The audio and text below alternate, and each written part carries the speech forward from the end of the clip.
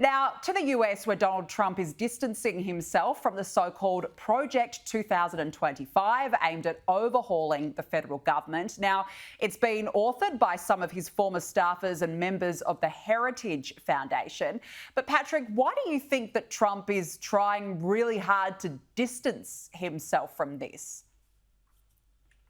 Well, you look at Trump at the moment, and he's been quieter in the last, for the last week and a half than he has been for years. And there's a good reason for that. He doesn't want to take the attention away from Joe Biden and the Democrats eating themselves up by trying, whether the conundrum of whether they keep an unelectable candidate as their candidate.